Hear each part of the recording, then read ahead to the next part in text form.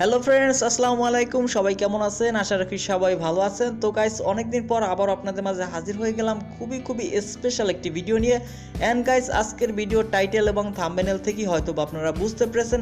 হ্যাঁ ফ্রেন্ডস, আমরা অনেক সময় আমাদের রিলেটিভ কিংবা ফ্রেন্ড সার্কেলের মোবাইল নিয়ে থাকি, কিন্তু তাদের ফোনগুলো সচরাচর দেখা যায় লক করা থাকে। তো সেক্ষেত্রে আমরা তাদের গ্যালারিতে কিংবা এসডি কার্ডে যে ফাইলগুলো থাকে কিংবা পিকচার ভিডিও যেটাই বলেন, সেটা কিন্তু স্পেশালিভাবে দেখতে পারি না। তাকে আসলে লকগুলো ওপেন করার জন্য তাকে রিকোয়েস্ট করার প্রয়োজন হয়। কিন্তু আজকের এই ভিডিওতে আপনাদের মাঝে দেখিয়ে দেবো কীভাবে খুব সহজে লক করার যে কোনো ফাইল আপনি খুব সহজে দেখতে পারবেন।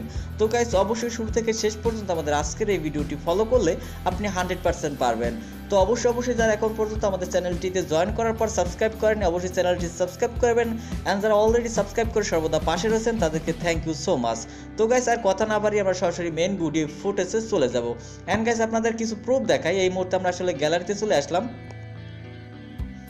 তো গাইস, আমরা যখন এই গ্যালারিতে আসলাম দেখতে পাচ্ছেন ফাইলটি কিন্তু লক রয়েছে এই মুহূর্তে, অর্থাৎ আমি এই ফাইলটি কিন্তু তার গ্যালারিতে প্রবেশ করতে পারবো না। অ্যান্ড গাইস, আমি ব্যাগে চলে আসবো। ব্যাগে চলে আসার পর সেইভাবে আমি যদি তার আসলে যে ফাইল ম্যানেজার রয়েছে দেখতে পাচ্ছেন এখানে, অর্থাৎ এসডি কার্ড অর্থাৎ মেমোরি কার্ড যে অপশনটা, জাস্ট এখানে ট্যাপ করলে এটাও কিন্তু লক আকার রয়েছে, অর্থাৎ আমি কিন্তু এখানে ইচ্ছা করলেই প্রবেশ করতে পারবো না।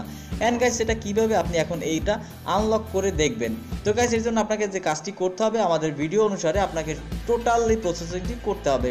তো ফার্স্ট অফ অল আপনাকে যে কাজটি করতে হবে, আমাদের যে কোনো মোবাইলে প্রত্যেকেরই কিন্তু ব্রাউজার রয়েছে। আপনি সর্বফার্স্ট যে চয়েসটি করবেন সেটা হচ্ছে ক্রোম ব্রাউজার। আমি আবারও বলে রাখি, ক্রোম ব্রাউজার দিয়ে আপনি এটা কাজ করলে 100% কাজ করবে। তো গাইস, আমি ক্রোম ব্রাউজারে চলে আসলাম। অ্যান্ড ব্রাউজারে আসার পর এখানে দেখতে পাচ্ছেন সার্চ বার, অবশ্যই সার্চ বারে আপনাকে চলে যেতে হবে। তো গাইস, সার্চ বারে আসার পর এখানে লিখতে হবে আপনাকে FILE:/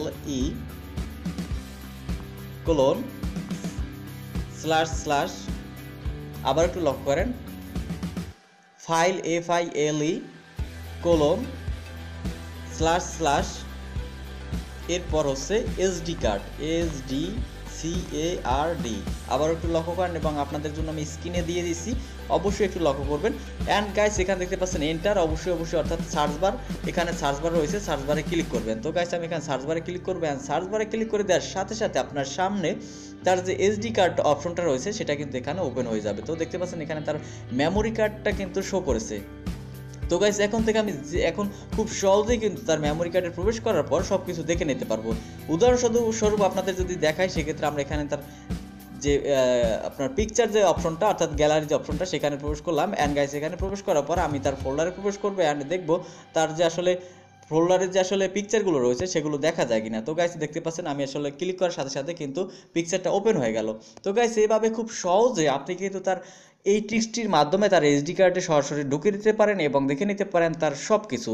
তো গাইস, এই ছিল আজকের ভিডিওটি। অবশ্যই লাইক কমেন্ট শেয়ার করে সর্বদা সাথেই থাকবেন এবং এরপর বিষয়ে আপনার কোনো প্রশ্ন থাকলে অবশ্যই কমেন্ট বক্সে কমেন্ট করবেন।